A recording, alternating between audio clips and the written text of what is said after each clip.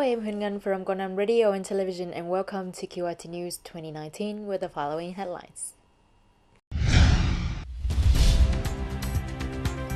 Conference on mountainous tourism development.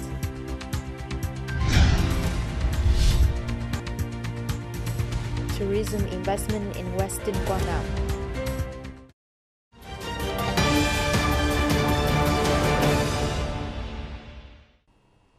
Morning of April the 4th, the Department of Culture, Sports and Tourism held a conference on some policies to support tourism development in mountainous areas of Guangdong until 2025.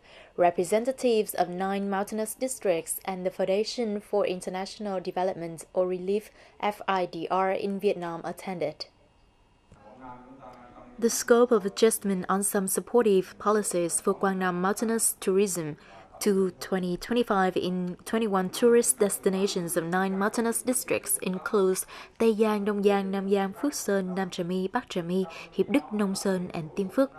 These districts will be supported in infrastructure construction at tourist sites, in tourism products development, tourism promotion and advertisement, etc. Total fund for implementation is over 91 billion dong, of which 80% is guaranteed by the provincial budget, 20% is from the district and socialized budget. Also at the conference, FIDR shared experiences in building and developing Nam Giang community tourism model for other localities, such as identifying the potential of local tourism resources and the needs as well as the awareness of local people to awaken the cultural values in each tourism product. These ending days of March in Tam Kỳ City, all of the streets are covered with the yellow color of fragrant rosewood flower. And the festival Tam Kỳ Fragrant Rosewood Flowering Season 2019 taking place over 3 days from April the 2nd to April the 4th, with exciting activities attract thousands of people and visitors to visit, take photos at Vườn Cưa area, Hương Trà Village, Hoa Hương Ward. Not only seeing the brilliant color of the flower, visitors to the exhibition also experience interesting cultural and artistic activities such as traditional job demonstrations, publications, display of Tam Kỳ City, orchid flower contest, village flag competition, boat racing on the river, or calligraphy. The city government has mobilized people to join the Tam Kỳ special culinary and local product stalls right in the space of Vườn Cưa. Besides, people and visitors can experience the tour around Hương Trà ecotourism village by both road and boats on the river. Thereby, Tam Kỳ, a land with tourism potential, can be lively introduced to visitors, and the tourism product Hương Trà Eco Village are step by step being built, developing community tourism, forming a tourist stop. Afternoon of April the 4th, Vice Chairman of the Provincial People's Committee Huân Khánh Toàn chaired the working session with the delegation of Asian Development Bank (ADB) to discuss about the cooperation on smart and efficient lighting project, referred to as SELP.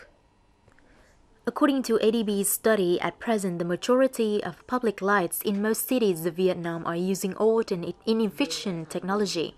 It is estimated that if they are replaced by smart and energy-saving public lighting systems, provinces and cities can save about 50% of energy expenditure and 60% of operation and management costs. It can at the same time help the city greener, cleaner, less polluted, and reduce greenhouse gas emission. Discussing with the delegation, Vice Chairman Huân Khánh Toàn affirmed that Guangdong is very interested in urban lighting systems. Currently, the whole province has more than 27,500 public lights. In order to save energy and increase efficiency in urban lighting, Mr. Toàn said that Guangdong has applied a number of modern lighting technologies, such as installing intelligent control systems for 1A National Highway lighting system, pilot install of solar traffic lights, and in some urban areas, LED lights are gradually replacing the old ones.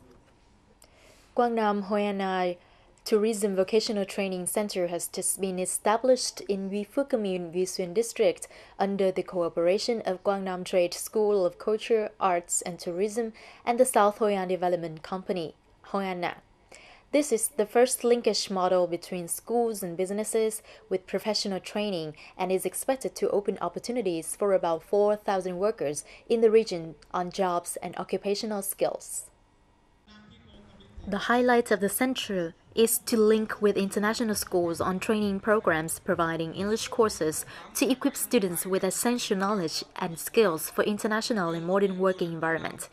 In particular, students who attend courses at the center are fully funded and receive training allowances, support on accident insurance, expenses for uniforms or other activities at the center, and are prioritized for job opportunities at Hoi An Na. This centre really is us being involved in this community. So we want to train local people together with our government departments, which are our partners. And we want to train them for a future in hospitality, which is very important to Central Vietnam. And more importantly, I think it's about not just the lives of the people that we're training, it's also about the economic development that has an effect on everyone's life in this province. Vietnam, and particularly Central Vietnam, has become a popular tourist destination. People want to come here. I think they look at Vietnam as being a safe place to come. It's a very charming place. It has a lot of character. And more importantly, it's about the people. Earlier, Quang Nam Trade School of Culture, Arts and Tourism and South Hoi An Development Company also signed a cooperation in training tourism professionals, first of all serving the South Hoi An project and the Eastern Region tourism projects of the province. The number of employees that the South Hoi An project needs from the school from the end of 2018 to 2019 is expected to be more than 1,200 people in various sub-industries. Not only South Hoi An, many projects are considering expanding their investment when the qualified human resources for tourism is still very much limited. The birth of the center will be a model for the sector to continue developing the labor training to meet the general requirements of the tourism industry. It can be said that the signing of cooperation in training tourism labor for the South Hoi An project will be a good first step for a provincial tourism training center in the future. At the same time, it is a premises to expand the model of linkage between schools and businesses in labor training, improving the quality of human resources for the future requirements. Prime Minister Myung Sky Gate has just signed the investment policy decision for the Myung Sky Gate ecotourism project. Right after that, the Provincial People's Committee also approved the 1/500 plan for this project. Investor is FVG Group, expected to put into operation some items at the end of this year. This is considered a major tourism project in the western mountainous area of Quang Nam, located in Asa Village, Ma Khoi Commune, Dong Yang District, with a scale of 120 hectares, ensuring 100,000 stays per year. Recently, the Provincial People's Committee has approved the 1/500 planning, dividing the project into 4 main areas, including supporting services and technical infrastructure area, reception area, office parkings and green square, and auxiliary items such as ticket and souvenir selling points, relic house, rest stop, archway, sighting tower, toilets, wastewater treatment, and garbage collection area.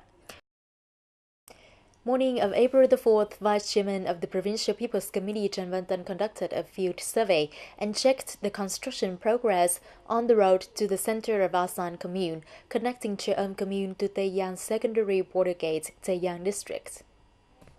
Phase 2 of the project, Road to Asan Commune Center connecting Chợ Âm Commune to Tây Giang Secondary Border Gate, has a total length of 5.55 kilometers, following technical standard of mountain road grade 4 with concrete structure and 3.5 meter wide.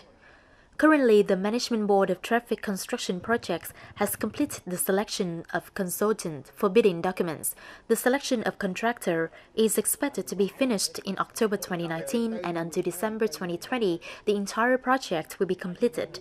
However, this project goes through the natural forest area, so the plan only works when the conversion of land use purpose is agreed by the Prime Minister. Speaking at the meeting, Vice Chairman Jamantan emphasized this is a project of special significance to celebrate the 22nd Provincial Party Congress. The completed route will have a strong impact on the development of cross-border trade between border communes of Tayang District and Laos. Today's bulletin will be wrapped up here. Please log on the website QRT.vn to rewatch our program. Thank you for being with us and see you next time.